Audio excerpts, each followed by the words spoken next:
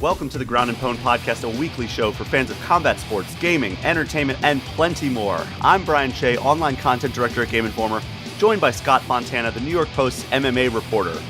The UFC tapped its brakes this weekend after a couple of cards in back-to-back weekends, but we got several fight announcements. Meanwhile, I went hands-on with GoldenEye on both Nintendo Switch and Xbox. Plus, we have some other talkers. Scott, let's start on the gaming side this week. Did you also get a chance to check out GoldenEye? Oh, I sure did. And I did so in the wake of my appearance on your All Things Nintendo podcast, where we talked about GoldenEye for an hour. Yeah, so we did a deep dive on the history and the legacy of the game because, you know, there wasn't a whole lot of news, admittedly, and I was like, you know what, this game is one that I had a lot of affection for. I know, like, somebody who is in love with it as I am, if not more. So I had to have you on for the show. So if you're a fan of Ground and Pwn, you can go listen to that episode, get some bonus Scott and Brian content, and then come back and listen to this episode. Absolutely. And yeah, I mean, I was just really excited to play it in general. I wasn't sure it was honestly, even when you asked me to go on the show, I was like, okay, yeah, we could talk about that. But then I didn't realize it was because it was actually this week that it was coming to it. I was like, oh man, that's awesome. So I was like, well, I'm going to play it somehow. I didn't have a subscription because I was talking about my Xbox Game Pass subscription, right? Mm-hmm. And I had downgraded from the one that included cloud support to the one that didn't. So that was a mistake because obviously if I want to play that game, I had to do that. So I had to upgrade again. And it seems that now they're throwing off. Now I have to pay for another month. I don't know. Neither here nor there. We're getting in the weeds about that. But did you get the cloud gaming stuff working though? I actually did. Okay. I managed to. So I figured it out. And hopefully this helps somebody out there who's never tried this before or may try it at some point. I had to close the client, the Xbox client, on my computer and open it back up and then go into the cloud game of my choice. And it would work like almost instantaneously. If it didn't do that, you would just sit on the load screen forever and it wouldn't go anywhere. I don't know why they can't just figure it out. It's in beta. I will grant that. Keeps telling me it's in beta, so I understand, but maybe work on that. I guess like the age-old advice that people always give is, have you tried unplugging it and plugging it back in actually applied to this? A little bit, yeah. I mean, it wasn't, but that's the thing. I actually, I wasn't necessarily restarting, but what I would do is I would start the computer from hibernation. And so yeah, I guess like maybe the link wasn't fully established or something. I don't know, because my Xbox, figure. In addition to Xbox Cloud not really working too well on your PC if you were starting from hibernation, when I would start my Xbox One out of hibernation, I would have all sorts of problems. So I'm wondering if that's Xbox thing. It seems like a Microsoft thing, yeah. But now it's now the Xbox Series X and S seem to work fine from hibernation. But yeah, it was a problem for several years there, to the point that like Microsoft employees, I complained about it so much on Twitter. Microsoft employees were like, "Hey, we would like to troubleshoot this with you because like you complain about it a lot." and you're telling a bunch of gamers this too, yeah. One would think it would be in their interest to help out, but yeah, I mean, back to the game itself. Why don't you tell everybody kind of where you're at now in terms of the game? So I was like, you know what? I'm gonna check both of these versions out because they came out the same day. Apparently, it seems like it's from an agreement through Microsoft and Nintendo, because Microsoft owns the developer Rare, who originally made GoldenEye, but they made it for Nintendo back before Microsoft owned them. So Nintendo owns the publishing rights to that game. So it seems as though a deal was struck that like these two versions would come out on the same day, one on the Switch Online subscription service you have to have the expansion pack for. So that's like I believe it's $50 a year subscription service to play the Switch Online games. That includes the N64 and Sega Genesis games. And then GoldenEye 007, which is more of the Switch version is more of a port. The Microsoft version of it on Xbox One and Xbox Series X and S is more of a remaster. So the Switch version, basically the exact same version you played on N64. The Xbox version adds the 16:9 ratio. It adds the 4K up-res visuals, and on top of that, it also allows you to do the dual analog sticks, which is the big part of that, right? Like that's the one that I think is the primary driver for why people would want to play that version. Especially when you realize that, like, I think the real hook is the upgraded visuals, right? That's the stuff you put on the box, right? Mm-hmm. But and you would of course put the controls on there too. But I think that comes secondary in people's minds. But when they get down to it and they're actually putting their hands on it, that is absolutely the reason to play that game. Yeah, and it still is an N64 game through and through. Don't get mistaken by like saying upgraded visuals. All they did is up-res the textures. They did not like make it, oh, now it looks like a guy from like Call of Duty Modern Warfare 2 or anything like that. The frame rates are improved too. The frame rates are improved. They still are a little choppy in certain places, I noticed. Mm-hmm. But here's the kicker. So you think that and you're like, oh, well, that's a no-brainer. Which version I'm going to play? I'm going to play the Xbox version. Then you go over to the Switch version and you realize that Nintendo has built in mechanisms. This is not part of each individual title. Instead, this is an overall way or a feature set on the N64 catalog on Switch that you can play those games with online multiplayer. So you can have somebody join your session through the Nintendo Switch Online dashboard and then enter your game.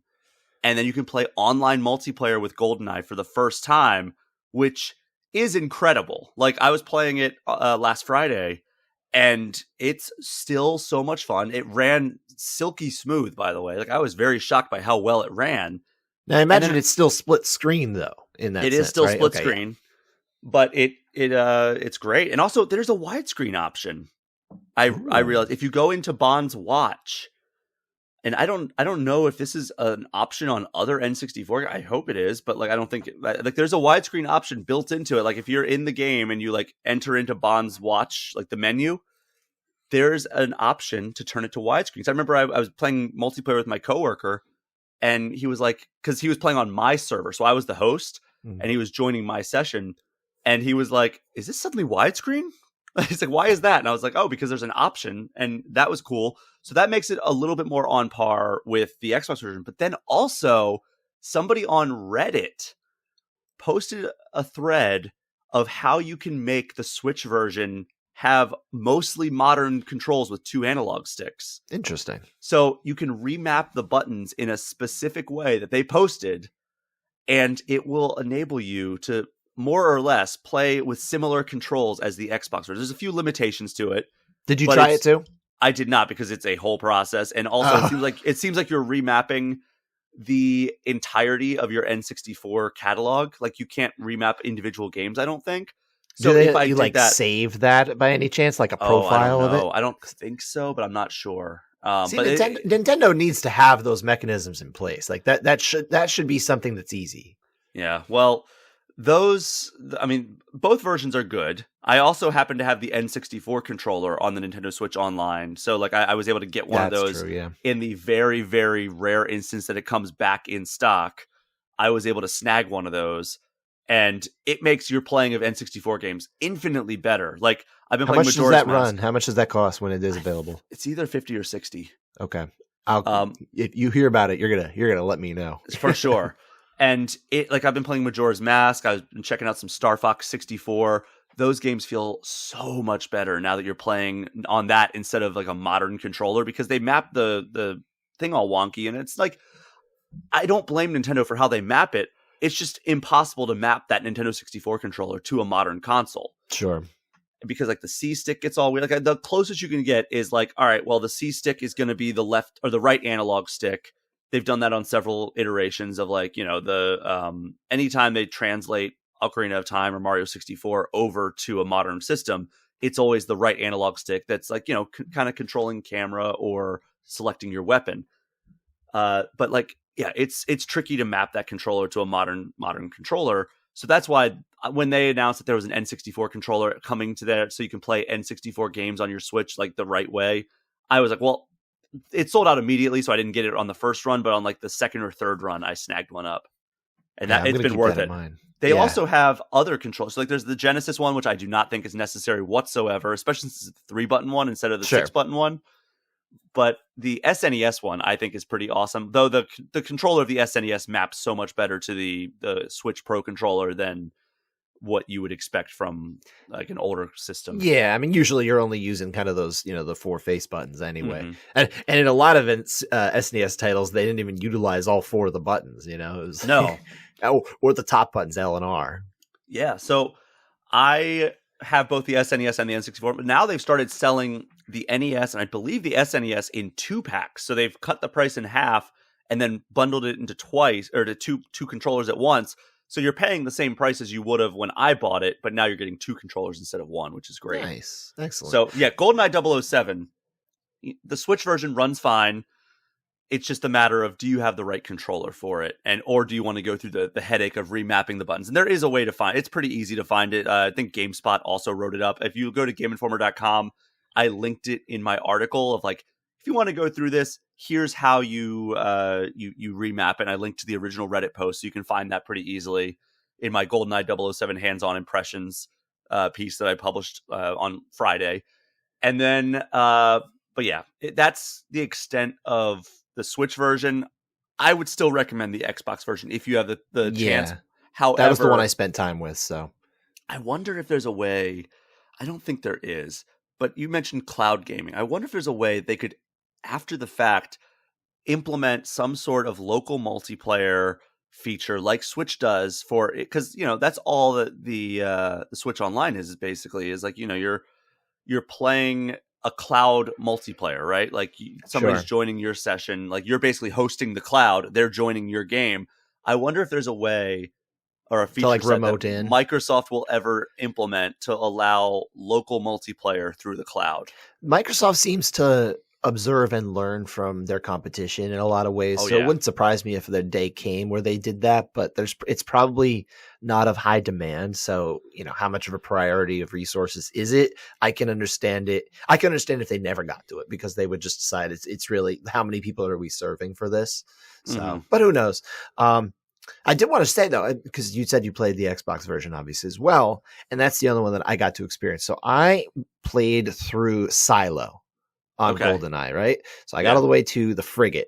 I start the frigate, and it might just been the night that I was trying to play, but man, the amount of lag, the amount of kind of video processing problems and issues that I was having, it became almost unplayable at that point. Now, again, part of this is that I accept this is beta, right? This is cloud beta because I'm playing it through the PC. I don't know what it's like on the actual Xbox console, but in this, I'm playing on what they're considering a beta version of it. And it is still coming on with some issues, but hey, I got to, I think it's the 9th level at that point, or maybe it's the 6th or something. Forget the number.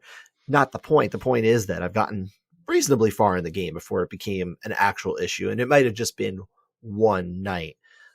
But I am enjoying it. It's fun. I learned, by the way, that, and someone else found this on social media and posted it, that you can change, because I don't know if you remember from speed runs and trying to like get the cheats, you could actually move faster by strafing, right? That's right. If you just walk sideways, did the diagonal movement, right? That would get you places faster. You have to remap it for the Xbox controller to get there. So you can go into the controls, you go to custom. This is much simpler than the Nintendo version. You just go to custom and you can kind of change it so that you can add strafing to the D-pad, and then you'll just move with the D-pad. It's actually pretty intuitive to make it that way. So yeah, I unlocked my first cheat, by the way, which was... I got Runway. Runway's easy. Yeah. But it's interesting that the Xbox version retains the name DK mode, considering that, because Rare was obviously like, we worked on Donkey Kong Country right before GoldenEye, so we should call it DK mode for like the big head mode, essentially.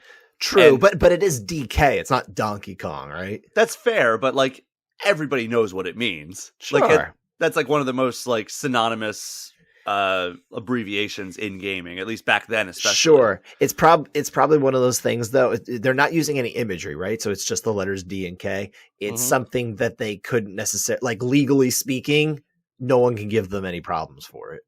Yeah. I mean, I doubt that Nintendo has DK trademarked. Probably not. It would be very hard to, especially like just those letters. I mean, in theory, you could find a reason that would stand for something else. It's not like that Diddy hard. Kong. Well, yeah, that help. But I am glad that I've been playing the game again. I do want, like, I'm actually, even though it's older, right? I accept that it's older. It's not, parts of it have not aged as well as they could have, but on the whole, it still has its hooks in me when I'm playing, and I kind of want to go back. I want to beat the whole game through. I want to get all the cheats. Like I printed out a list of the cheats just so I'd have like a checklist for myself. I know I can do it on my phone, but I just liked to make it so it's something I could just kind of cross off, like old school style. That's how I used to do stuff, right? You print it out and yeah. So I'm looking forward to doing that. I'm enjoying the time with it. I was trying to play it because when I was trying to test it out on the cloud version, I did it when my kids were in the other room coloring and drawing and stuff. So I'm like, okay, good. Cause I don't like to play any violent games in front of them. Yeah. I'm like, okay, I can at least dip in and try it out. But they always get curious when I start messing around with games. They're like, what are you playing? And I'm like, no. It's a shooter. You can't come here. Like you shoot bad guys, which is true. And, I'm like, no, you got to go in the other room. So then they start like plotting how to like sneakily watch me. Like I can hear them talking about like how they're going to be sneaky and watch me. I'm like, I can hear you kids. So I had to pause. I had to basically, I made it through Dam. And once I got through Dam, I'm like, all right, I don't feel like dealing with this. I'll do this later. But I was glad that it worked. So at least I did that. Yeah, I got through Double O Agent on Dam, and I was like, yeah, I'm just going to like do all of the objectives. So I beat Dam on Double O Agent with all the missions and everything. And sure, it was fun. It's a blast. I also played through a few other levels on lower difficulties just because I wanted to like see how I like kind of stroll down memory lane. Right. And then, played some multiplayer, and it's a really fun time. I don't know how somebody with no nostalgia for it, like obviously an awareness that it is a game from 25 years ago, but at the same time, like having no nostalgia for it, going into it blind. We do have some people on staff who are that way, and I'm trying to convince one of them to try it out and just see what they think. It's almost like a teens react video of like teens react to cell phones from the 90s. That would be fun, actually. You guys should do that. Tell them it's for work and you're the boss and you gotta listen. And speaking of games from back then, I've been spending all my time, I referenced this earlier in the show, I've been spending all of my free gaming time playing The Legend of Zelda Majora's Mask. Yes. I am having a pretty good time with it, right? Like, again, there's the acknowledgement that this is a game from more than 20 years ago, and the acknowledgement that this game was designed and created within a year. It was greenlit and it was released within a year, is my understanding of how that development cycle worked. Mm-hmm. Even talking to the director of that game, Eiji Aonuma, I asked him, because I got the first interview with him after Tears of the Kingdom was announced, but they were like, we're not talking about that game at all. And then like I did the old thing where, all right, I asked all my questions about the game you are promoting. I'm sure you've done this before when you're interviewing fighters, where it's like, sure. I've asked all the questions I have about the thing you are actually like promoting today, which was at the time, I think the Link's Awakening remake. And I was like, you just kind of less than an hour ago revealed that you're working on a sequel to Breath of the Wild. I know you can't talk about it, but like, why did you decide to return to this version of Hyrule? Like just kind of kind of like less specific, like more like conceptual questions, right? Okay. Just trying to get something. And he gave me some quotes. He actually talked about it. And then at the end, I was like, so are you giving yourself more time than you did with Majora's Mask? And he laughed. He's like, oh yeah, we're giving ourselves plenty of time for this one. We're not going to, we learned our lesson from Majora's Mask, because that game, like there's a reason that it uses all the Ocarina of Time assets, right? Like because they had such little time to turn this game around that they had to reuse all the characters and just like make it so he went to like an alternate reality essentially. And like, these are just like, this is a town where all these characters who look like people, but actually are different people. It's almost like a dream in that sense. Right. Mm-hmm. And so I've been playing it, and it hammers home that point for sure. And I know we're not like breaking news with like talking about this 23-year-old game, but are you sure? It does such a great job of making it feel like a dreamlike experience in a lot of turns, right? Like, especially when you're in Clock Town and like people are just going about their day as like the moon is falling into your town basically.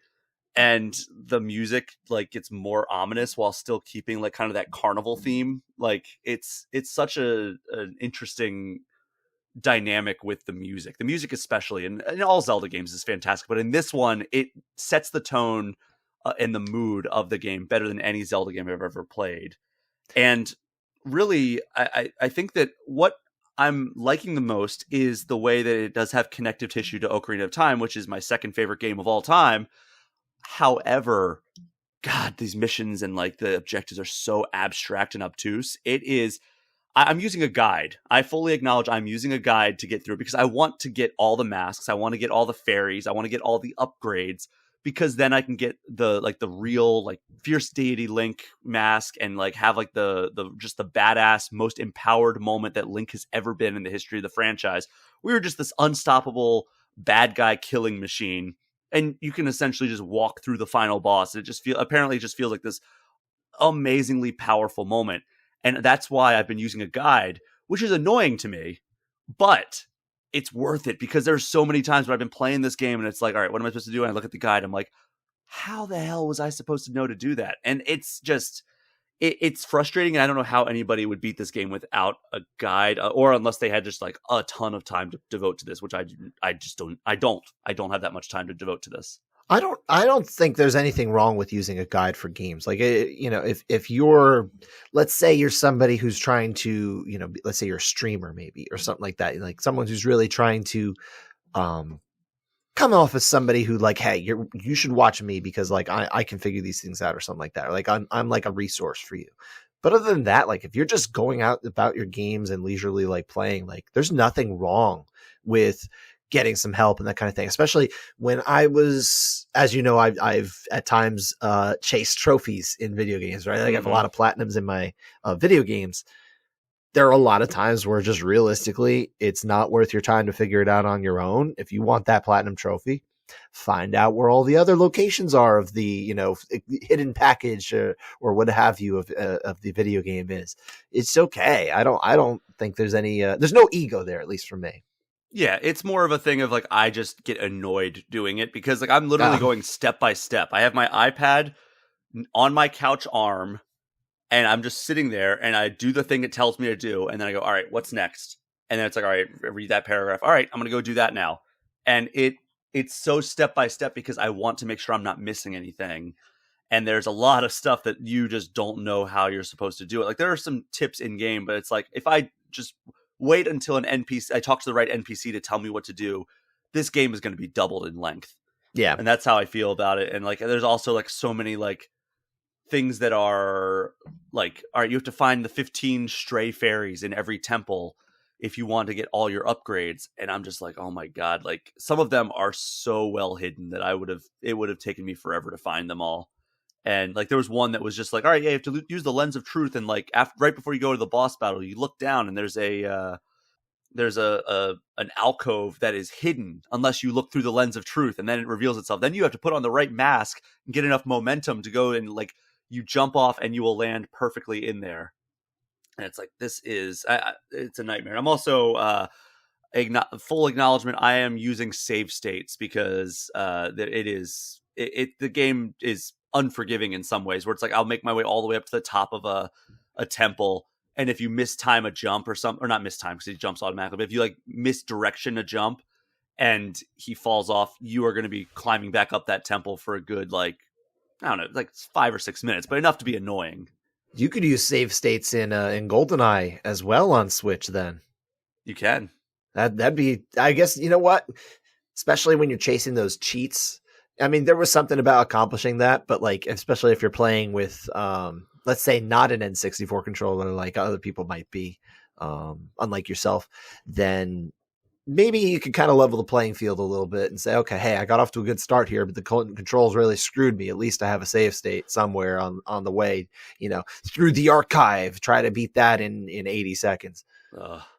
So here's the thing about save states. It would be funny. I just thought about this would be doing a save state right before you enter an engagement with like your multiplayer opponent. Oh God. And then being like, oh, I lost that one. Let me just reload the save state. That would annoy. I feel like the game would just crash at that point. It's like, no, we don't know how to do that. That's Neo stuff right there. Yeah. That doesn't, I feel like that probably wouldn't even work. Like it would probably, like if you tried to reload it, it would be like, well, where's the other guy?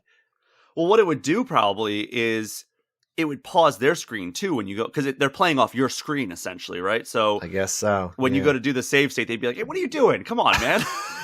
They would be able to call you out. Like it wouldn't be like, "What happened? Why am I suddenly back here?"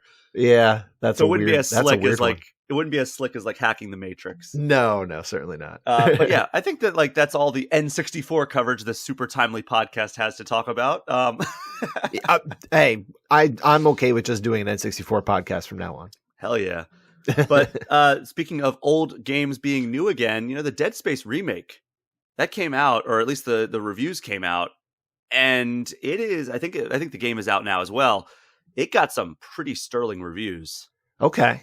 It got. Yeah, I'm not a Dead Space guy because I don't play a lot of horror. So I don't really like horror in general. So I'm looking up the Metacritic right now. Dead Space currently is at 89 That's on great Metacritic, score. which is a great score for. By the way, anything. It's higher than the original Dead Space, which got an 86 on Metacritic. So It's higher. They're both great scores on Metacritic. However, when you can put out a remake of, that's a 15-year-old game at this point. A ground up remake. Yeah. They still remained largely faithful, but they added voice acting for the protagonist, which did not debut really until the second game in the series. They also added the ability to backtrack and like complete side objectives for additional like rewards and everything. And then they also improved the controls in a lot of ways. Mm-hmm. And like, it could have very well been like, all right, this is not the game I remember anymore. That's the tricky thing, right? It's like, when you look at a remake, Scott, what do you consider to be like the mark of like a good remake? Say, what's your favorite game of all time? My favorite game of all time? Favorite game of all time? I don't know. It's tricky because it's all eras and stuff, right? I always kind of go back to Fallout 3, okay. But I feel like at this point it might actually be God of War 2018. All right, well, that's too new to remake. So let's just say, unless you are Sony. So like Sony, they just remade Last of Us Part 1. So sure. that came out like 2013. So it's not like they're above Imagine them going back and remaking maybe like the original God of War. That or Fallout 3, like say they're doing that. What are like, how do they what, in your opinion, what's the way to balance keeping faithful to the original source material while modernizing it? Like, what would you want to see happen in like a game that is, upwards of 15, 20 years old? I think you absolutely have to keep alive the spirit of the game. Like what type of action are we kind of engaging with here even, so if it's a shooter, obviously it'll stay a shooter. If it's an action game, it really should kind of stay the same. That doesn't mean it has to be the exact same type of action, but it should be, we'll work off of the God of War example, right? I think you can probably still keep it be similar to the way the action was in those God of War games compared to the new ones, but maybe there's some form of hybrid that you can find that actually works there. But otherwise, that's where you stay. I think you keep the story more or less. Obviously, you can change the way it's presented and maybe try to add a little bit more emotional depth as they've done with these games as well. But there are a lot of things that maybe ought to be changed, like the nature of the puzzles that you engage with, try to improve the pacing and that kind of thing, because, there were environmental puzzles at the time, but that was kind of the way environmental puzzles were done. Now I feel like people are looking for it to be a little less of a thing that kind of slows you down and is an impediment to your way, and more of a, hey, if maybe you want to have an environmental puzzle that allows you to unlock the ability to get something special, you can opt into that, right? That's something that I think would be taken away from the new set of like God of War games, for example. So I think, yeah, it's a mix of the old, but with, sensibilities of modern gamers. And that's kind of where you got to find that middle ground, I think. Yeah. And I'm looking up the best remakes of all time on Google. There's not a ton of remakes. Are you kidding me? Like straight up remakes or like remasters? There are a ton of remakes. That's okay. There's a lot of remakes coming this year alone. And, but like looking at things like, Final Fantasy VII Remake is a recent example. Sure. But the way I'm putting it here is like, there's a spectrum, right? On one end of the spectrum, there's remaining too loyal to the source material. And to the point that you're basically a remaster at that point. And then on the other end of the spectrum, it's changing up too much. I think Final Fantasy VII Remake did a great job of modernizing that game, but I know that a lot of people are upset with how much it changed. Because one, it changed a lot. It changed the complete gameplay structure, right? Yeah. And then two, it's changing canon. It is changing the story. So I think that's more on the end of the spectrum where it's like, all right, maybe they're changing a little too much. I love it, but I know a lot of diehard Final Fantasy VII fans are like, you're changing a bit too much for my taste. Sure. Then you have games like Shadow of the Colossus, the PS4 version. Yes. Where basically all they did, they kept the controls, they kept the story, they kept most of the stuff. They just made the game look freaking gorgeous. Mm-hmm. And made it so it runs well. Because remember, the PS2 version of Shadow of the Colossus ran like garbage because that thing was pushing slower. The limits. It was pushing the limits of the PS2. The PS3 version ran better. Like they just straight up ported the PS2 version to the PS3 and it ran pretty well. But the PS4 version, it looks unbelievable and it plays just like Shadow of the Colossus, the original version. So I think that's probably closer to the spectrum of, or closer to the end of the spectrum. Like maybe it's a little too adherent to the original, but it's still good. Then you have games that I think are like maybe the mark of a good remake, which are like Pokemon Heart Gold and Soul Silver, Metroid Zero Mission, Resident Evil 2 Remake, that one that came out, that basically they redid Resident Evil 2 in a different gameplay style, but they did it in such a way that it feels like it's like they basically remade it in the style of the best Resident Evil game, which is Resident Evil 4. Mm-hmm. And they're like, hey, we're going to make it. We're just basically going to remake our entire series in this style. Resident Evil 2 is done. Resident Evil 3 is done. They've already announced Resident Evil 4 is coming to modern systems this year. And it's like they're remaking them all with this modern third-person shooter aesthetic, but also like doing so in a way that respects the source material. And I think that's maybe the best example that we have of a modern remake of a classic series is the Resident Evil series, what they're doing right now. You know, it's funny, the idea of remakes, right? I think more people are familiar with them from movies, right? That's kind of, they've been doing this a long time. Hey, we got Roadhouse coming. What's that? We got Roadhouse coming with Conor McGregor. Yeah, that's right. Oh God, don't get me started. Anyway, the idea of remakes in a movie, it's kind of like, listen, you can actually go back and watch that movie and like certain elements of it could actually be dated, but you can more or less experience that and it will feel very similar, right? Because it's a movie. You're not interacting with it. Games age. They age in a way that at some point they almost kind of become semi-unplayable. Like GoldenEye even. I'm enjoying it. You're enjoying it. But I think we both acknowledge there are a lot of ways in which it just is so far behind what we expect from a modern shooter that it's hard for us to expect, these young whippersnappers that are working at the Game Informer office to really be able to, really be interested in it or even like play it and be like, yeah, this feels old. You actually have to update games to kind of keep them relevant. You can preserve them, but if you ever want people to rediscover them and actually play them, a lot of them need that reinvention, especially post like Genesis and SNES generation, because a lot of those games you can still play. When it gets to 3D, that's where, especially that early 3D, a lot of those kind of need, like, I want to see a Metal Gear Solid 1 remake. I think it really needs it because that's such a wonderful game that I don't think a lot of people are going to discover anymore. I think that deserves it. I don't know how you're going to do Psycho Mantis, but like I think a clever game designer, especially someone like Hideo Kojima, somehow that was able to happen, would be able to come up with it. That's a game I want to see remade. It'd be funny if it started when you do the Psycho Mantis thing. It'd be funny if you started like looking at like your internet search history instead. And don't do that. That never works out well. I see. That's what you're into. Okay, so you're into this kind of porn. Very weird. But yeah, that would be such a cool thing to try to like pull off in 2023, right? Like something that but everything's so connected now. Like he could honestly like look at your Netflix browsing history, look at your YouTube videos you've watched. Like it couldn't just be limited to like, I see you played Crash Bandicoot. Like sure. But I mean, obviously that was like one of the catchier fun little things about that boss battle, but like especially the fact that you had to use the other controller and all. Yeah. Spoiler warning for anybody, you had to use the other controller and that kind of thing. They have to come up with some sort of clever way to make that it wouldn't even have to be a controller thing, but they'd have to come up with something to mess with you, right? Like I don't know, play it upside down or something, something wild.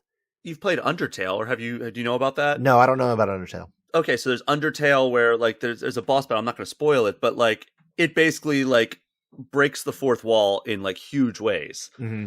And again, I'm trying to talk around spoilers, but like it's a very beloved RPG, and a lot of people really love the way that it makes you feel like something's going on in your system. And I think that's kind of like the modernized version, even though it's a retro RPG. It's almost like the modernized version of the Psycho Mantis thing. Like, yeah, it's just again, I'm trying to talk around it, but it's interesting that other developers have picked up the ball and run with that. And then, there's other entertainment mediums that break the fourth wall. In specific, like Marvel has done some of that recently. I know the She-Hulk series broke the fourth wall in a lot of ways, and that's always like interesting to see how people like creatives play with that concept. Sure. Whether it's Kojima with the Psycho Mantis thing, whether it's Toby Fox with Undertale, or whether it's the Marvel Cinematic Universe, the biggest movies and TV shows that really come out these days, they are kind of playing with that idea of like messing with the audience. And it's like, it's always fascinating to me to see how they do it. And She-Hulk in particular does some actually very clever things with it. Do you want to go down the She-Hulk rabbit hole? Because I watched it and I have thoughts. Well, I mean, do we want to save the spoilers for later on in the episode, or do we? Yeah. I mean, I think whoever has watched She-Hulk has watched it by now, right? Whoever's going to. This is your warning, everybody. We're going to talk about She-Hulk. We're not going to spoil everything else, but we're going to spoil She-Hulk right now. Okay, I think we can lift the lid. If skip forward 10 minutes if you're worried. Okay, but anyway, She-Hulk. I was enjoying the show, and I think I enjoyed the show on the whole, but the ending to the show, as much as I appreciated what they were trying to do with that whole like very extremely meta, self-referential talking to, the robot that's like in charge of the narrative and like that. In the process of getting to this point, they managed to undermine everything that they were doing as far as the narrative of the season. It basically, no one needed to care about anything that was going on in the story that they were trying to tell up until that point. Cause it was just kind of Deus Ex Machina, very literally. There's a machine making this happen. At the end, just wrapping up the story beats. There was no actual like way to get there other than it was just part of one big, commentary joke kind of thing, right? It's like, yes, we get it. It's always the villain going against the stuff. I don't know. It was, I appreciate what they're trying to do. And I think they accomplished what they were trying to do, but I don't think it really worked in a storytelling sense. Correct. There were a lot of unresolved threads as a result of that, where it was like, all right, I was starting to get invested in the story. And the one thing I will say, and it took a long time for that story to even develop.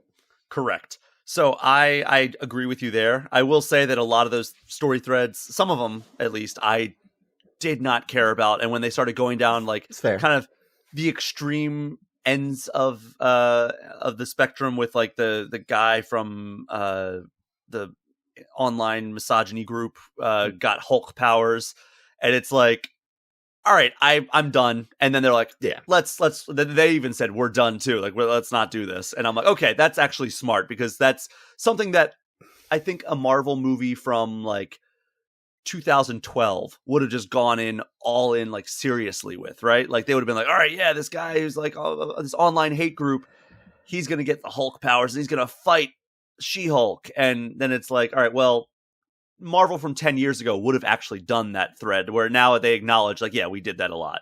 Sure. And I get like, that's where I would say, yes, they succeeded in what they were trying to do. They were acknowledging your rightful complaints about that kind of thing, saying, hey, listen, we've evolved. We are trying to be different. But also in doing so, in this particular instance, they actually provided no conclusion to the story. It just didn't happen. And yeah, way too much ended up being completely unresolved to the point where it doesn't look like they would even bother going back for.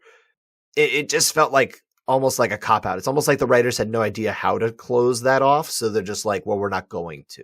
Yeah, and we're gonna make a different point. And it's like, sure, but you can't do that to all the other ones that you're gonna like. You still have to figure out other ways to end these stories. Now, this is your one chance to do that. You got it out of the way. Figure out the rest of them now. Yeah, but although we do have a Deadpool movie that I'm very much looking forward to. Yeah, in the coming years. I don't know if you saw that, but the Hugh Jackman news, that's pretty huge. What? Which one? That he is joining. Deadpool yeah, I mean that's old news, right? That's of course. Okay, yeah. I thought you meant like today. I know you're a DC guy more than you're a Marvel guy, so I was just making sure that you saw that. No. Look, I live in the world. I'm on social media, and it's hard to avoid that kind of thing. And it was just the reason why you have to keep up with all the Marvel stuff, because people will spoil it within minutes of it being out there. I will say, everyone just wants to talk about it right away, and I get it, but it's like there's no like spoiler warning button on Twitter. When I had Twitter, because I haven't had Twitter for about a month and a half now. Mm-hmm. How much is your life better now, by the way? Oh, it's so great. Well, not great. It's still awful, but it's better. It's upgraded.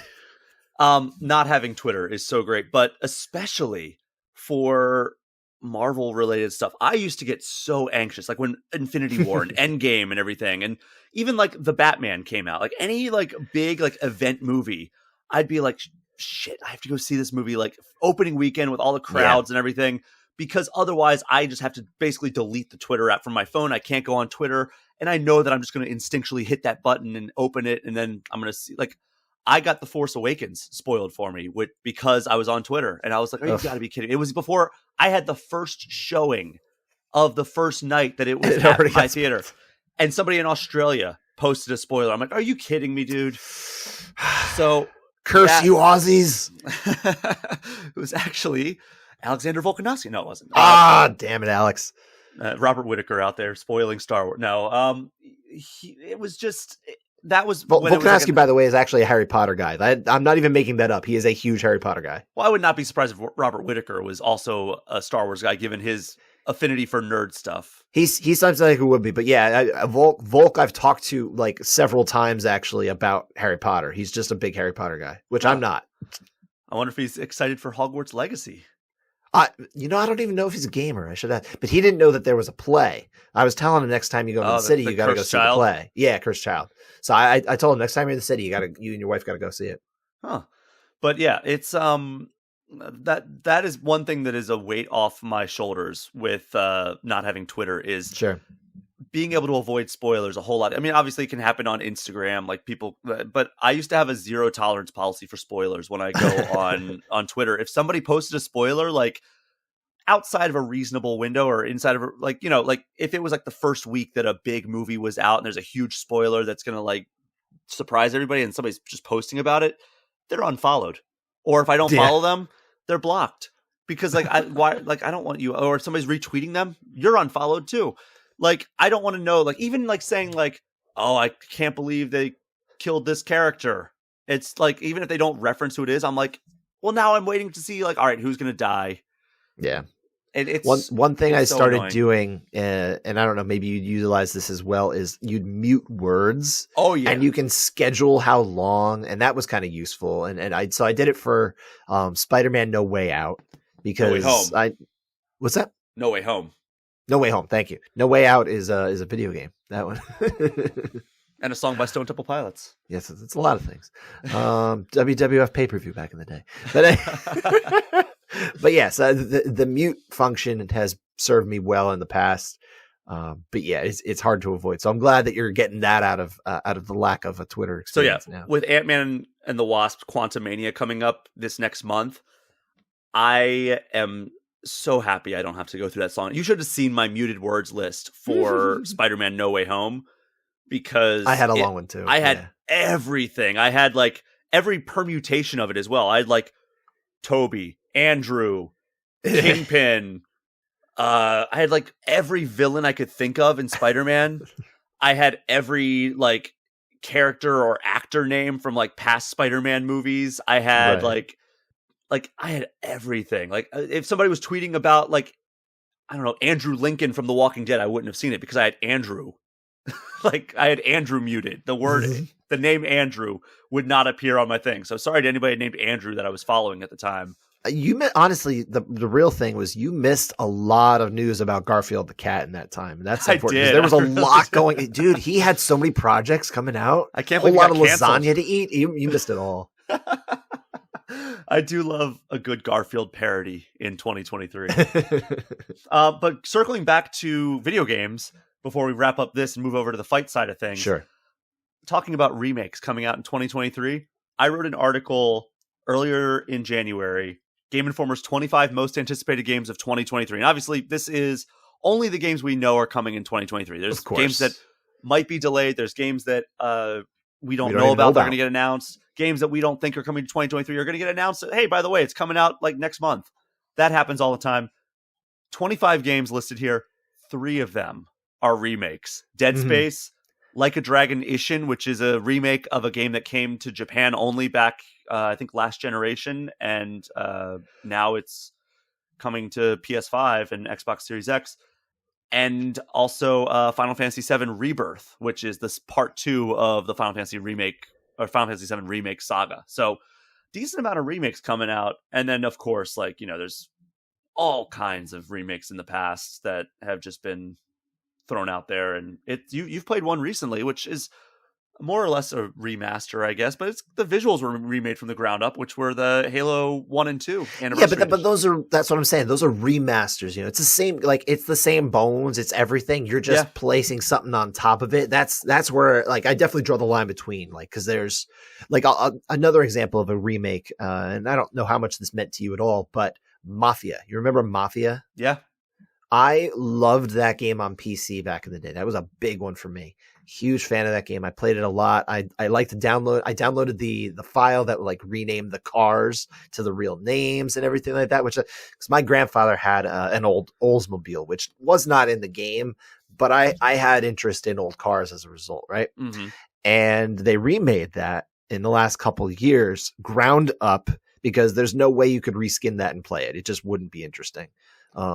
It wasn't the best game, I would say. And, you know, I would say the Mafia games in general, even the modern ones, 2 and 3, they've been okay. But when they tell good stories, they've actually been really good and interesting and have interesting characters. It's really more about the gameplay that's just kind of, and I think that's probably the problem that this one had as well. But at the very least, you could go through that same city again and you could experience the same story again, but in a much better way with better voice acting, much better environments. And it was definitely a ground up remake, and I appreciated it. And I was happy to get that, and I want more of that. I think that's what we need, is we need more games. I'm not saying you need to cannibalize everything that happened from, 2005 to, 2006 or something like that, or 95 to 06 or something like that. Right. But there's a lot of reasons why you could go back to games from that era and say, maybe we could try again. We'll build it again. We have the technology. We have improvements in the way people play games. We can tell even better stories. You can flesh out your stories more, as we've seen in other games. I would like to see that. Now, things like that, like Shadow of the Colossus, like Mafia, where they maintain, like Halo Combat Evolved Anniversary, where they maintain all like the bones of the original, but then redo the visuals entirely. I think that actually borders on a remake, just because when I think of a remaster, think of like... But what I'm saying is those are remakes. That's okay. Not a remaster. The remasters are like Halo, where, again, you're just slapping better visuals on it. Like, they didn't change anything. But that's like, think about like a remastered movie or a remastered, like I don't know, like I guess to an extent, like if you think about like Star Wars, I think that is the original trilogy where George Lucas keeps going in and changing stuff over the course. Not anymore. He's lost the right, I think. Yes, but over the course of like the late 90s, early 2000s, he was changing all kinds of stuff, and so he just couldn't stop fiddling. Mm-hmm. I think that transcends a remaster, right? He's not remaking the movies, but it's somewhere in between a remake and a remaster. Yeah, those are more like, I guess, director cuts or something like that, right? I think that crosses into a different realm where they're like taking more or less the same thing. Maybe they're mixing in old stuff or mixing in new stuff, but more or less it's a very similar thing. I know it's very in the weeds, but when when you're talking about a game that's like remade, it's like you had to start from scratch from the design standpoint and have to build everything in there. If it's a remaster, you're kind of taking that game and you're just saying, okay, we can clean up the visuals. We can give you better files that will appear, give better texture and detail and that kind of thing. But we're not even changing polygons or anything like that. It's really still the same thing. I think when you clean painting up the a room visuals, rather than remodeling the room, I guess. Yeah, that's fair. I think that like something like Halo Combat Evolved Anniversary, where it does play very similar. Mm-hmm. I mean, it plays exactly the same. Exactly. But if you look at the comparison between like the before and after, they were more than cleaning up. They rebuilt all of those environments from the ground up. Okay. So like, yeah, it's wild. I'll take your word for it because I was not aware of that. That's why I think. But I would say if they went back in there, they should probably put in some sort of waypoint system because, oh my God, that really bothered me about that thing. Well, that's like, it's all about that spectrum, right? Whereas like something like Final Fantasy VII Remake is further on the spectrum towards like, all right, this is a totally new game. Sure. Something like Shadow of the Colossus, something like Halo Combat Evolved Anniversary. It's pretty close to the exact same game. It's just a whole lot prettier. And then like somewhere in between is like, it's a whole lot prettier and it plays better, but still the same game. So sure. That's that's just like, I don't know. It's always a debate that we have in the Game Informer offices or the virtual offices now, but of like when we give our end of year awards, it's like, all right, best remade game, best remastered game. And then we're like, all right, well, is that a remake or is that a remaster? It's always a debate. It's like, what if you just called it best revisited game? Because that encompasses both. Well, we used to do one called best remade / remastered game, but then we were like, all right, well, these are very different things. Like Final Fantasy VII Remake, again, on one end of the spectrum, Halo Combat Evolved Anniversary on the other. And it's like, how do we even compare those two things in terms of like, but anyway, I think we've talked enough about games. Was there anything else we needed to talk about prior to jumping over to the other side of the fence here? I think the only thing I wanted to note was just a couple of the other games that I played. I think I'm more or less finished with my time with Forza Horizon 5. Okay. I think I accomplished a lot in there. I got in the Hall of Fame. I think I mentioned already. I found all the cars in the barns, which my kids were really enjoying. We were having a lot of fun on the barn finds. And then I discovered that I did not have nearly enough credits to even in the auction try to get the DeLorean, which I really wanted. I wanted the DMC DeLorean, and that wasn't happening. So but more or less when I was getting discouraged in the auction house with that, I'm like, you know what? I think I can kind of move on from the game because I really wanted to drive that and I wasn't getting it. So I'm just move on. So I'm done with more or less that. Thank you. Congratulations on also making it to the Hall of Fame. I'm very happy you maintained a good enough relationship with the Forza Hall of Fame committee that they would allow you in. Yeah, absolutely. Because I thought about leaving at one point, but I'm like, oh man, I think I'll get excommunicated from that. So I got to stay in the good graces. Yeah, and then you got a plaque up in the hall of the Forza Horizon Performance Institute. Yes, indeed. Yeah, and then Duran Wynn can look at the plaque and fall down the steps. Oops. that was. I do feel bad for Duran. And then get cut. That is an awful sequence of events. It was really terrible. I know I made a joke there, but it was. Yeah, I mean, it's. I feel terrible for Duran Wynn on that, getting cut off of falling down the stairs while he's probably doing a weight cut. God, that sucks. Yeah. No, everything about that was awful. It's a bad situation. The other game I played, I dipped my toes into as well, was Ninja Gaiden Sigma. Did you play this back in the day? Way back in the day, yeah. Is it Gaiden or Gaiden? I don't actually know. I've always gone back and forth. Yeah. I've always gone back and forth if it's Gaiden or Gaiden. I think it's Gaiden. Okay. Well, Ninja Gaiden Sigma, I that was actually the very first game that I bought and played on my brand new PS3. Ooh. Because, I mean, that was ported over from Xbox, but original Xbox, yeah. Yeah, original Xbox, exactly. And, I think it had I forget if it had better visuals or anything like that, but when I played it on my PS3, it looked fantastic. I was like, wow, this looks great. Look at all the leaves and all this. I was marveling at it because it was my new HD TV as well. I had never had an HD TV.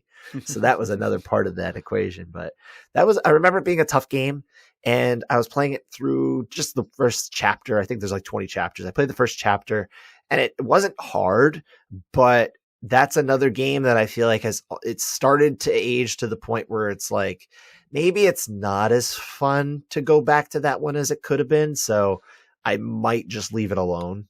Yeah, I actually re-downloaded that game recently as well on my Xbox Series X. Because it's like a 17-year-old game. I think it's even more than that. Well, the original version, I think. Yeah.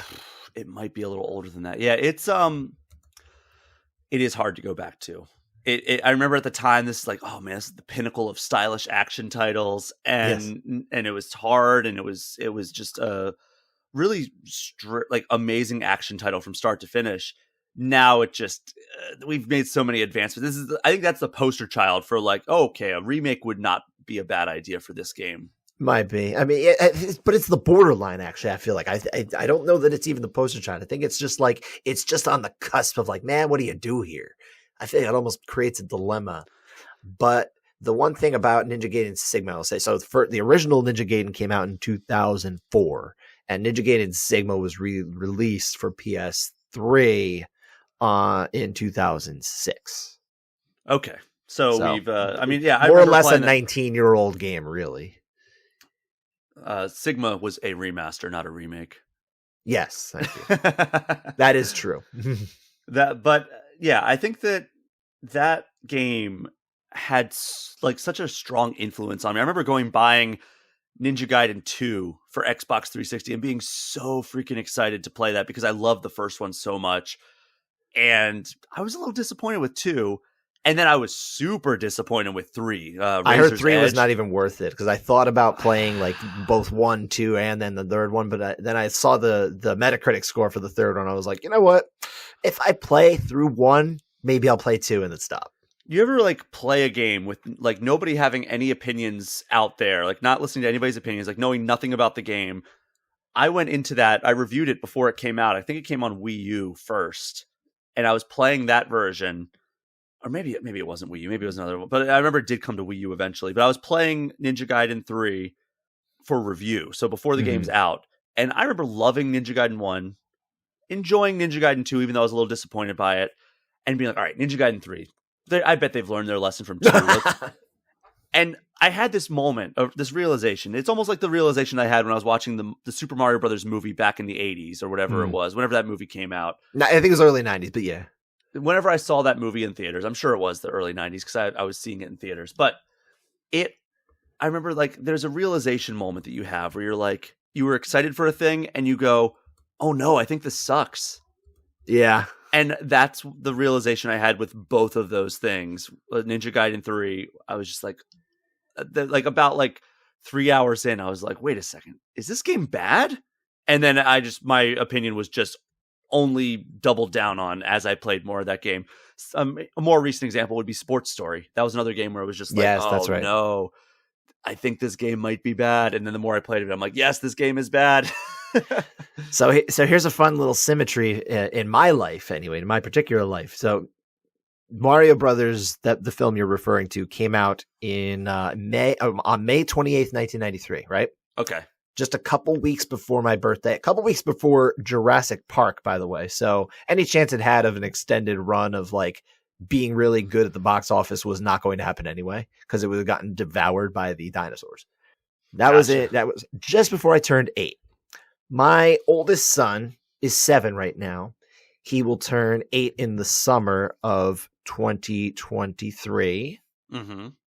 30 years later, a few months after he gets a Super Mario Brothers movie. Wow. Isn't that funny? I thought you were about to say, and then I saw Jurassic Park 2, and that was my disappointment. No. I saw that for my birthday when that came out too, and I also enjoyed that one, even though I understand its flaws. Here's the other one that will bring this full circle, and then we can move on from this discussion. What you got? Teenage Mutant Ninja Turtles 3. That was another one that I saw in theaters and being like, uh-oh, I think this is a bad one. Yeah, there you go. That movie was terrible. And like, of course, that was after they moved on from the Jim Henson characters. And the puppetry was just not good. And like the characters looked all rubbery and the lighting was all bad and like bright. And it was just, that was another one where like, even as a kid, I was like, I think this movie is bad. Like when I have like no critical voice in my head whatsoever, but I'm just like, wait a second. Is this a bad one? And it's also another movie that came out in the first half of 1993.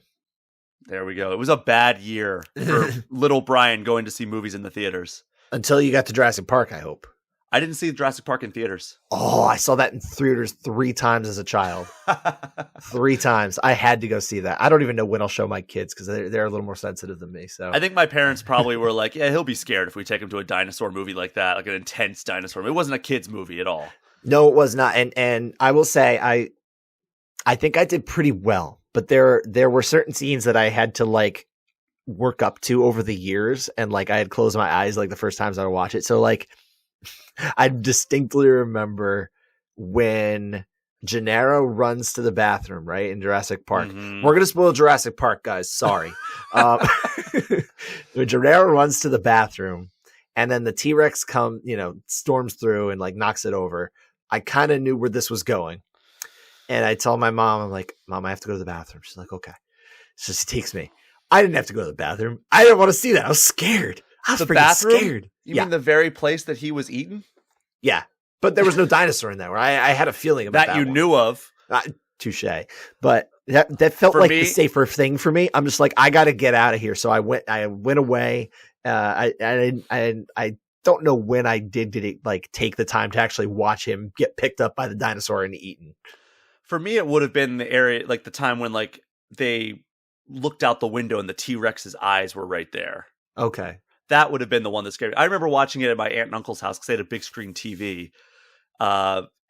And just being like, this is incredible. And that was the first time they had seen it too. So they were commenting. I would always go over to their house, play NES. I've told that story before about like they would hide the NES when I'd come over because they wanted to spend time with me. But then we would always just watch movies instead. So I watched a lot of movies for the first time there, like Coneheads and Jurassic Park. And then we'd play. They ended up getting an N64 before I did as well. We would play a lot of N64 games. But yeah, it was that was a fun house to go over to when I was a kid. That's great. Yeah, memories, right? So MMA, speaking of memories, we have the alleged final fight of one Fedor Emelianenko. Yeah, so according to Fedor, in the lead up to this and all the promotion and everything like that, this is the retirement fight. This is Monday morning, you and I are talking. I'm scheduled to speak with Fedor later today. And so at some point this week, you should probably be seeing something in my write-up about that. But yeah, this is purportedly his final fight. We've seen that before, but I don't think it's been billed in the lead up before. It's usually been at the end. That's kind of been like the thing. So I think there does seem to be a different feel to this one. However, I would say it wouldn't surprise me. And again, I haven't talked to him yet. It wouldn't surprise me if there was one more fight happening for him in Russia at some point, because that would make sense, right? I think it means a lot to. I think he wanted to get his career finished in Russia, and obviously for a lot of reasons that we don't have time to get into, that wasn't a big possibility anymore for Bellator. So here we are. He's fighting in California. He's got Ryan Bader, a rematch for the heavyweight title. Feels kind of weird that we're getting this fight, but it is what it is. So yeah. What is the worst case scenario of this fight? Is it Ryan Bader pulls a repeat, knocks Fedor out very quickly, very early in the first round, like he did in the heavyweight Grand Prix, which, by the way, was a very sad moment, but also a very funny moment for me because I had somebody over and I'm like, yeah, like, Fedor, like somebody who didn't really know much about MMA. And I'm like regaling them with how amazing Fedor is and like how legendary he is. And then Bader goes out and just basically one punch KOs him. I'm like, well, them's the breaks. And I mean, he was 42 at the time. Is that the worst case scenario that they pull a repeat, or is the worst case scenario Fedor goes in, has his amazing moment where he finishes Bader, reclaims the Bellator heavyweight title, and then they bring Francis Ngannou in to face off against Fedor Emelianenko, and they announce that they signed Francis Ngannou to a contract that's going to allow him to box and fight in Bellator? Well, I would say something tells me that's probably not going to happen. That feels a little too abbreviated for not even saying he wouldn't go to Bellator, but it seems too quick. I think the worst thing that could happen realistically would be, And unfortunately, Bellator's been snake bit by this. I don't think it's anything about Bellator, but they have been snake bit by this in the last year plus. Some sort of no contest to it, an eye poke or what have you. Like, that is the thing that would be like, oh no, what an awful thing to happen, because now he probably has to fight again. He doesn't want to go out on that. So I think we're talking about worst case scenarios, and obviously that's kind of an extreme example, but one that is unfortunately extremely realistic. So, I mean, for God's sake, the guy's first loss and really only loss for a very long time was because of a cut stoppage in 17 seconds in a tournament 23 years ago. So, yeah, weird things happen. These things happen in MMA, as I like to say, which is actually one of the last things that anybody heard when talking about MMA on CBS, which is where this card is airing. Yeah, welcome back. 13 years it took for them to welcome, this was Strikeforce at the time, but welcome MMA in any form back. In this case, again, renewing the partnership with Scott Coker. It's always been under the same umbrella, whatever the parent company at the time was always known as. This is where they are still. So yeah, it's interesting that they're going to be getting better exposure. I think they have some good title. They have something to bring people in a hook in terms of Fedor's final fight, right? That's one thing. But then they also have this title fight for Johnny Eblen, making his first middleweight title defense against Anatoly Tokov, another Fedor protege, affiliate, what have you. So it's a good way for them to introduce one of their younger potential stars into the mix to a broader audience. Yeah, and there's actually some pretty decent fights, or at least some decent names on the undercard here. You've got Darian Caldwell, you got Lorenz Larkin, you got Neiman Gracie. Those are deeper, though. Those would be on the YouTube prelims. Yeah, but I'm just saying, like, there's some decent names on this card. Sure. Outside of the top two. Bellator has done a better job in recent years of really booking their prelims out in a way that builds their own prospects. Instead, for a long time, they would just have, they would work with like regional promoters and they would get guys on. They would have like a Bellator fight or something like that. It would just be like kind of a one-off thing. And they're for a little while there, and there's still guys like this that you can kind of find. There are guys who had like one Bellator fight on their record, and then they'll have a couple other fights, even if it's a victory, they'll have a couple of other fights, and then they'll end up in the UFC, and then they'll go on to like fantastic success. Yeah, I mean, it's always like weird how like Bellator almost has like, it's almost had this stigma of, all right, yeah, it's like UFC light, right? This is where like it's like the UFC retirement home.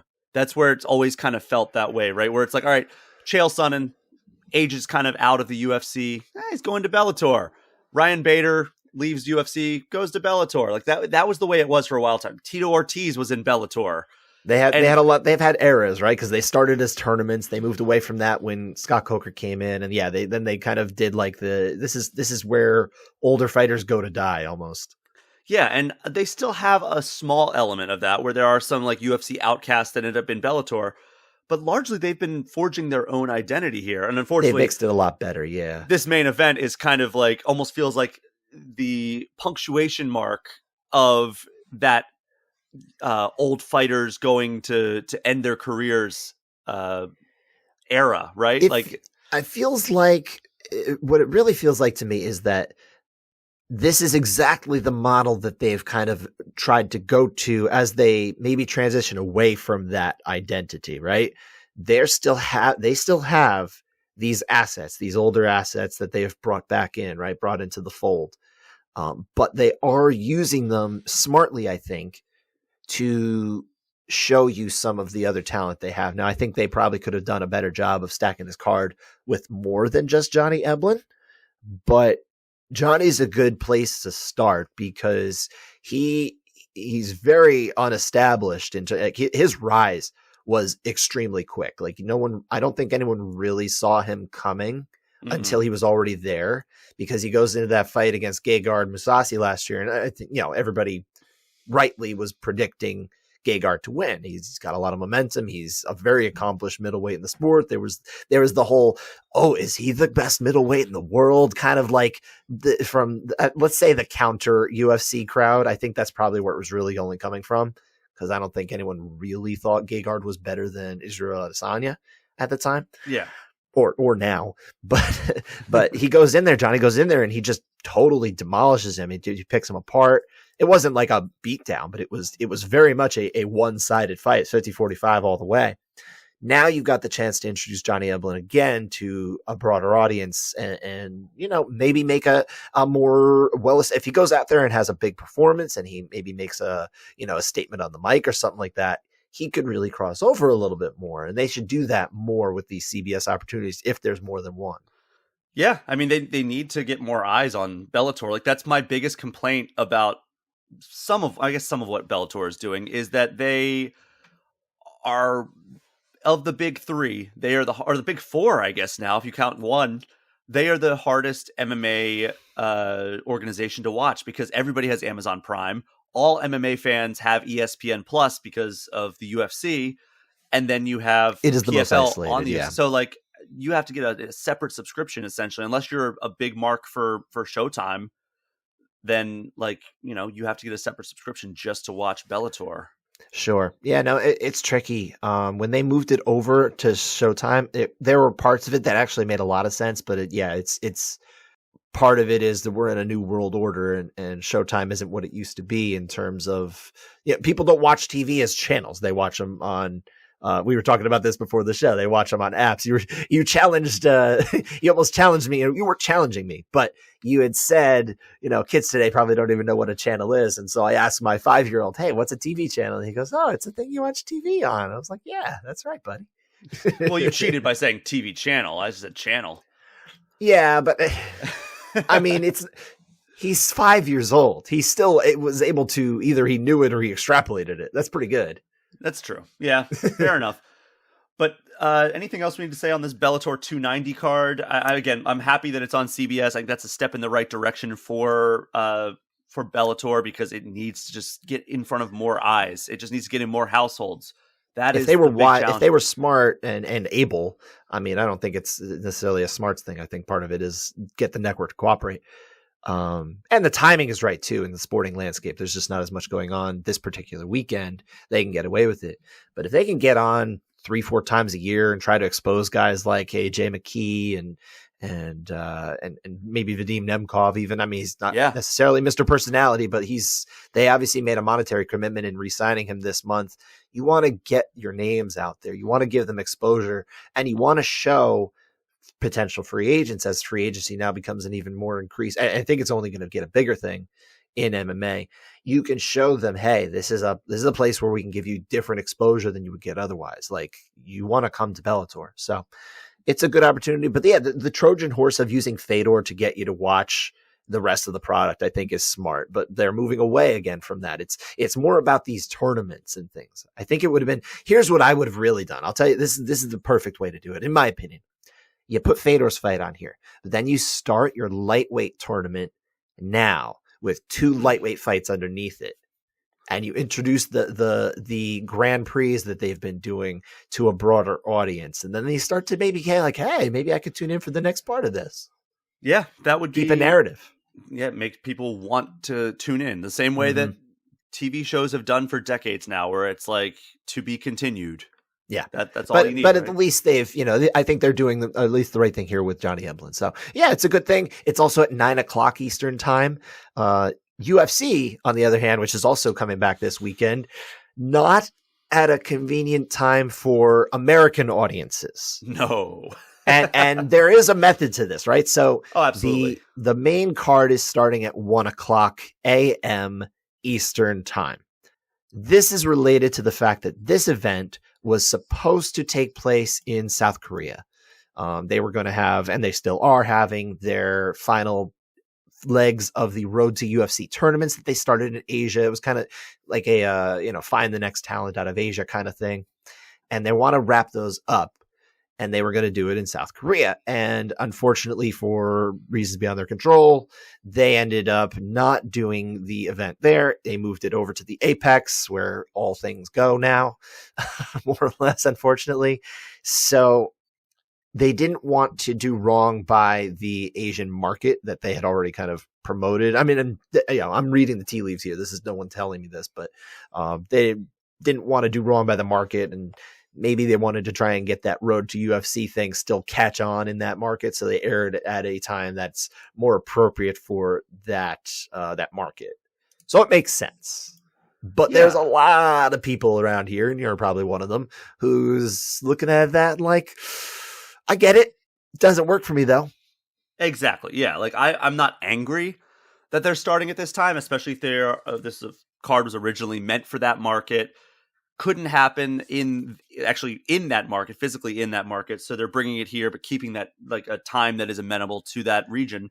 And they obviously have a lot of fighters from that region on this card. So it makes sense that they would do that. That said, I'm just looking at it like, I don't know if I'm going to watch any of this. I mean, at least live. I will probably go back and watch a couple of the fights. There's a couple that I have circled here that I want to check out. Sure. However, like, yeah, it's a tough sell starting at 10 p.m. Eastern.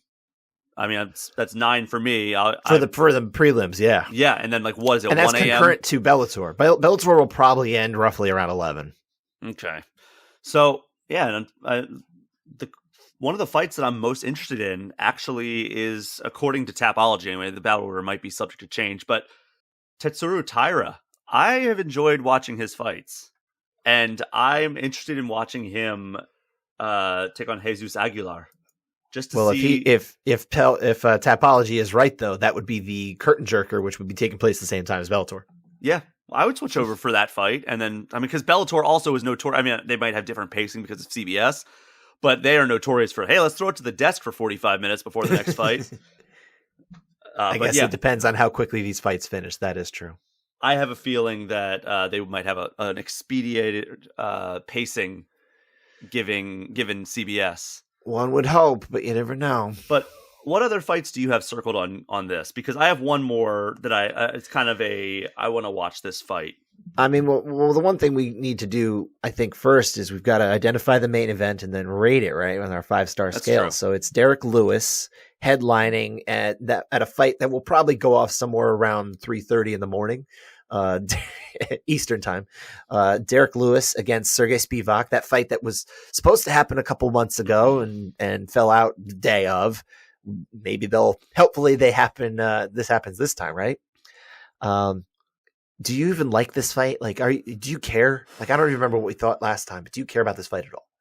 I mean, I can just give you my that rating. Sounds like a no, but it's probably like a 2.5. Like, there's always the potential for fireworks when Derek Lewis is fighting, but there's also the potential for it not to be a super engaging fight. And he did get knocked out by a guy named Sergey last time he fought. So, hey, guys named Sergey in the UFC heavyweight division are actually doing pretty well. There's no shame in that. So I don't know. I maybe 2.5. I think that's probably my interest level in this main event. I'm at a 2 max. Okay. Yeah. I look, if I get my knockout, hey, great. I'm just not number one. I'm just not into heavyweight MMA in general. Usually. Hey man, you get 5 full rounds of this potentially. Yeah, I could, huh? At like 3 a.m. You know what I really love? More than 5 minutes of heavyweight MMA. Yeah, it's a tough sell. No. Although, so yeah, I think I'm at a 2. It's only the elite of the elite heavyweights that I want to see go more than a round and a half. But I don't think either of these guys is that anymore. Derek Lewis, correct. I think there was a time where he was in that mix, but he's now, I would say he's fallen out of the picture of championships at this point. I don't think he's getting there again. I'm just saying, like, when it was like Francis Stipe 2, that was compelling. Sure. Oh no, I could get 5 rounds of championship heavyweight MMA. Like, as much as this is not for the number 1 heavyweight in the world, I really am very, very, very interested in John Jones against Cyril Gane. That's a super compelling fight. Oh, absolutely. I love it. I can't wait to find out who the number 2 heavyweight in the world is. Well, we might find that out this weekend. It might be Fate or Ryan Bader. It is not. All right. So the other fight that I have on my my list here, you already know I'm a Tatsuro Taira fan. Yes. Da Un Jung versus Devin Clark, I think has the potential to be fun. Yeah. Light heavyweights are almost a step below that in the sense that maybe sometimes they can give you 3 fun rounds, but more often than not, they're similar to heavyweights in terms of like, you know what, probably get that done earlier. Yeah. So we'll see. What is one you have to watch? There's just too many heavyweight and light heavyweight fights on here. I'm way more interested in. Here's the fight. If you're asking me, what's the one fight that you really got to check out for me is Duho Choi against Kyle Nelson. I like that was fight. The other one that I was actually looking at. I was actually at the UFC Hall of Fame induction ceremony this past July when Duho Choi versus Cub Swanson was inducted into the Hall of Fame on the fight wing. Yep. And it's funny because, like, you know, Cub Swanson came out and he did his, like, just a very emotional speech, like, you know, thanking all the people, telling the story about how he came up in the sport. And then they played a video because, you know, Duho Choi is not from the Vegas area, nor is he easily able to jump over on a plane into the Vegas area. So he sent over a video package, and he used it as a post-fight interview almost of like, you know, I still got gas in the tank. I'm gonna I think I have another championship run in me, and like all this other stuff. And I'm like, oh, okay, man. Like it was such like a contrasting style to like Cub Swanson comes out, give this amazing, like heartfelt, emotional speech about like his life and his family and everything. And then Duho Choi comes out and cuts a promo. Well, they're at different stages of life, man. I mean, Cub inarguably is near the end of his journey. He's probably at the point where he even can start looking back a little bit, which is very hard for a fighter to do, to look back at anything. So many of them that are in the mindset of just like, all right, it's the next one. It's the next one. Nobody really wants to, even Johnny Eblen I was talking to last week, really is not very interested in kind of, you know, staying too much on the latest accomplishment. He's got a lot more things he wants to do. And I think most fighters are like that. Cub, I think he's doing it because he really, like, my read on it is I think he's doing this still because he really likes it. He enjoys it. He's probably still enjoying the training, although it looks like he's starting to enjoy being a trainer and a coach as well. So he might find that transition that way. Duho Choi, still pretty young. There's 31. A lot more, and I'm sure he wants to, and also not a ton of mileage on him, really. I mean, that was a crazy fight, but other than that, it's not like he's had a lot of action in the last few years. So, I can understand why. No fight since his loss against Charles Jourdain. And that's been a while, yeah. But I will shout out one more guy who I like. I don't necessarily think it's going to be a great fight. It could be a decent fight, but I will always shout out Jun Young Park, the Iron Turtle, because that is my favorite nickname in MMA. That is a very good nickname. I don't understand it. I don't actually know the origins. I'm just going to wait to ask him one day. One day I'm just going to ask him, be like, yo, Iron Turtle, what's that about, dude? But yeah, like there's, because of the fact that this is kind of like the culmination of that kind of like, it was like the Asian version of the Contender series, right? Essentially. Yeah. I mean, yes and no. Yeah, I guess that's kind of what it was, but it's more tournament based.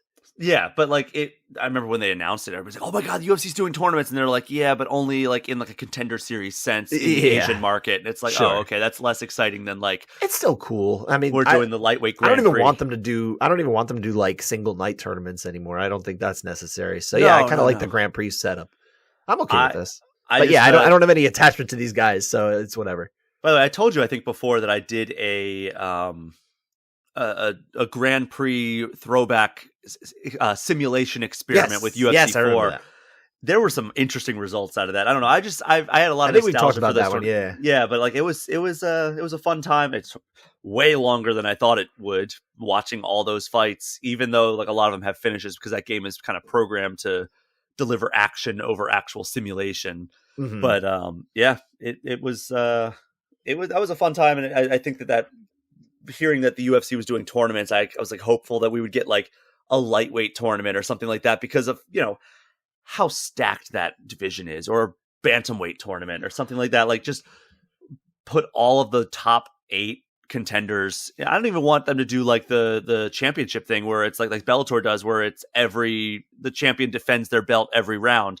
Just have them be the final boss. Give them a fight right at the start of the tournament of somebody who's not in the top 8, like they just did with light heavyweight, and then have it so that they have a little bit of a break, and then or like do it in like when there's a situation where there's like a champ situation. Like I don't know, like if Aljamain Sterling wants to go up and fight Alex Volkanovski, take that opportunity to be like, all right, the champion is inactive. We're going to hold a Grand Prix to determine who's waiting for him when he comes back. I think that would be a great opportunity. And of course, MMA is challenging because there's always going to be injuries. There's a 100% injury rate in MMA, and it's always going to derail stuff for that. I mean, look at Daniel Cormier. The only reason he won himself a Grand Prix early on in his career is because of an injury. Well, I believe if I remember right, it wasn't an injury. I think he stepped in for Alistair Overeem, who had signed with the UFC. Oh, I thought it was. I thought that was it. I could be wrong. I could have swore that was why he got into the Grand Prix. I'm looking that up right now because I thought it was a. Because I know they did have to replace Alistair when he did leave, because he won his fight over Fabricio Verdum. Mm-hmm. And then when he won, he didn't continue in the Grand Prix. He just went over to the UFC.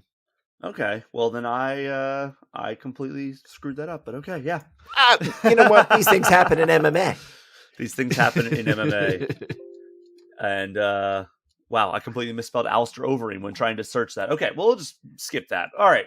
It was indeed, he did replace Alistair Overeem. There was no injury because so he replaced him, and it would have been Overeem against Antonio Bigfoot Silva, but instead it was Daniel Cormier against Bigfoot Silva. So that's how that manifested. Then of course, as that replacement went through the ranks and became a champion.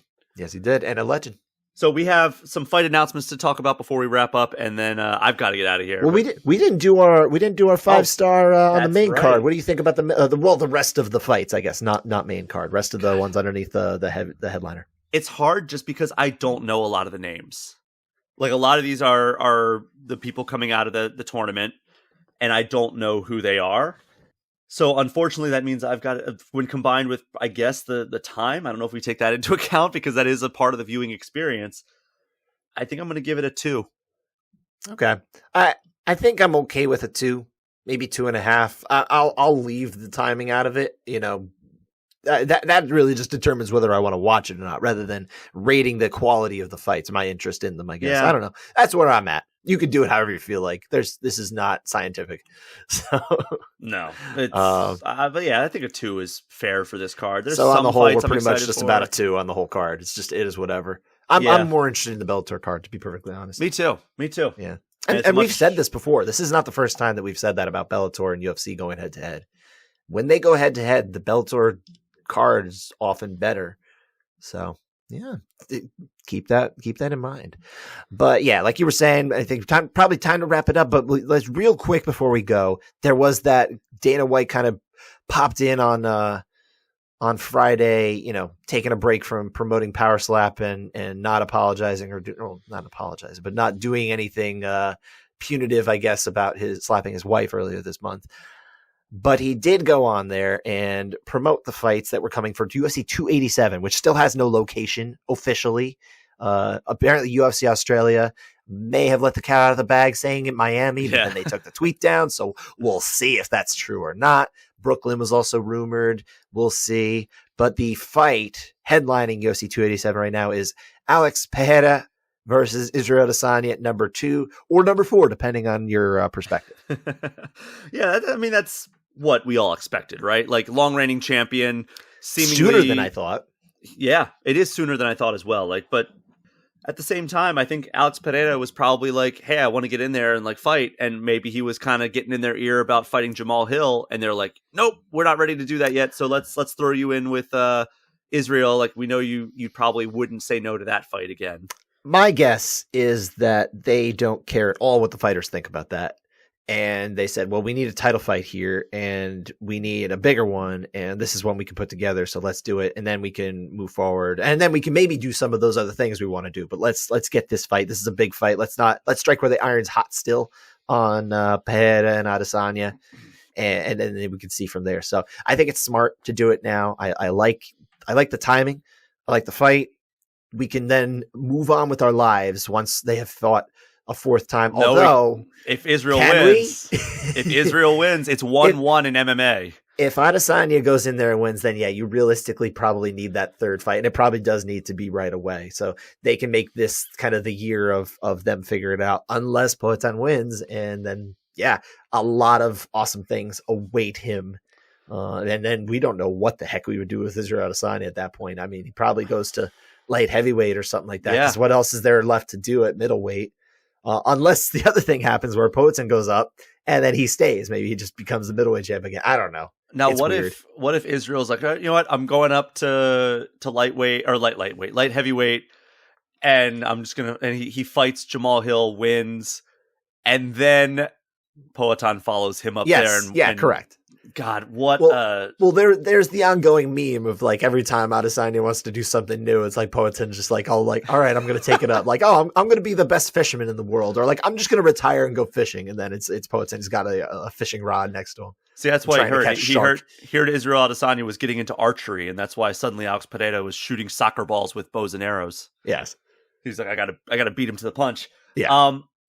I like this fight. Obviously, like the first fight was fun. It was very technically impressive. Obviously, you got two of the best strikers in the UFC today, and you know it's compelling. It's compelling to see if Israel can finally climb this mountain and win. Right, get one from Alex Pereira in a combat sport, and I love this fight. However, I was kind of hoping we would get a different matchup, like from another top contender. I was kind of crossing my fingers we'd get to see Whitaker get a shot against Pereira in this. It was never going to happen. No, they were always going to make this fight because Adesanya, first off, they have too much money invested in him, and they have at least spent some time in trying to get some name recognition and crossover recognition and that kind of thing with him. So he's of the two, he's still the A side. He's not the champion, but he's absolutely the A side here.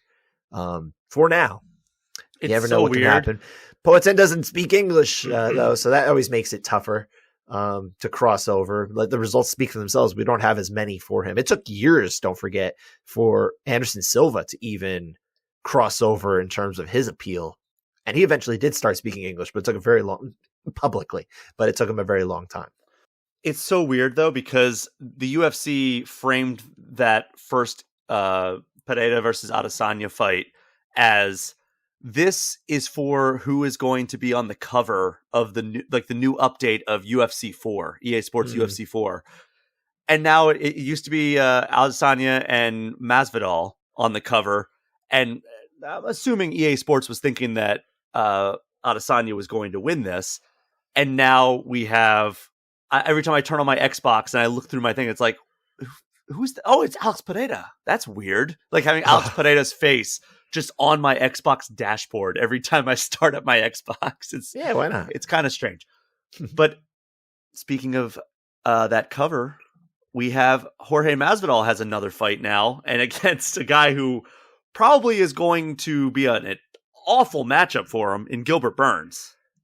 I don't see a whole lot of paths to victory for Masvidal other than that like Hail Mary knockout. And it's not Hail Mary because he can box, but it's really going to take everything, I think, for him to stay up over the course of 3 rounds and land what he wants to land, because Gilbert lands hard too.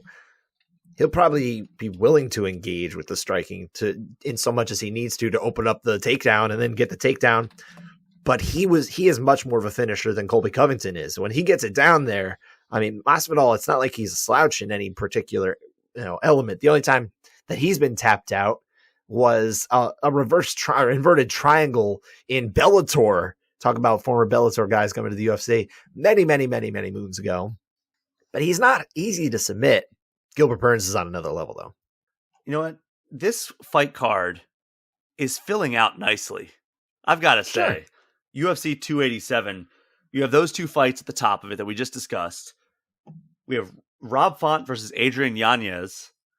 You have Michelle Watterson Gomez, Luana Pinheiro, Kelvin Gastelum finally coming back against Chris Curtis, which I don't know if that's going to go super well for Gastelum, but and then Kevin Holland versus Ponzinibbio.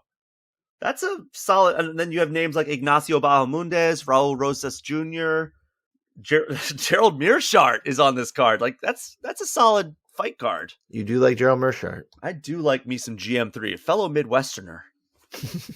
And you're not even a Midwesterner. I'm not, but I have been for natively 8+ years now. So fair enough. I'm an adopted Midwest son now. I understand. But yeah, like that's turned out to be a pretty good card. And I just want to know where it's going to be. Like, is it in Miami? Is it in Brooklyn? Because that vastly changes the way I am going to interact with this card. I have to then arrange for it at work so I can get over there and make sure I'm covering it for us and everything. If it's in Miami, I don't have to do anything different. Yeah, it's get on that.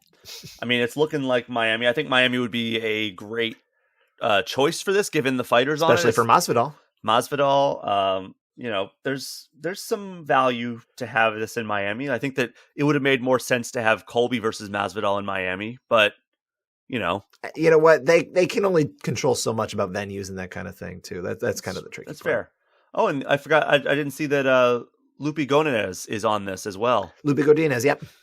Yeah, so that's a solid fight card shaping up right there. And who knows, they might even add some more, and more will even probably fall out from that card. So by the time we get to this April pay-per-view, it's going to look completely different. Let's be honest. That's why, other than the fact that I'm covering the sport and I try not to get too high or too low in general, but if I was just a general fan right now, like I would not get excited for fight cards until they come. Yeah, until we're on like, fight there's week. Way too much that can change. I mean, if you want to start, if you're thinking of going, that changes the calculus. But man, short of that, it's like, man, just talk to me that week. It's a lot better than this upcoming UFC pay-per-view on February 11th, which has 2 absolute bangers at the top, and then the rest of it is kind of iffy. Well, a lot of it is geared to the local Aussie crowd, right? It's in Perth. Jack Della Maddalena is of obviously a local guy. Justin Taffa has some ties there. He's New Zealand born Australian. Jimmy Crude. I mean, we're talking about a lot of guys. They're trying to local appeal it. So from a pay-per-view perspective, very different. But the UFC has long done this, and it does make sense to stack their cards this way. So I get what you're saying, but at least you can understand why they would do it this way. I can tell you right now, despite the strength of those first 2, or the top fights on this card, which is Islam Makhachev and Alexander Volkanovski versus and then Yair Rodriguez and Josh Emmett. Yes, those 2 fights, unbelievable. I will tell you that this is not worth my $80. Fair enough. Spoiler alert for a future episode of Ground and Pound podcast. But is it worth you going to the movie theater and trying it out there? Well, that's the other question, right? There's that will keep you on the hook for. Yeah, because I didn't wait till next week.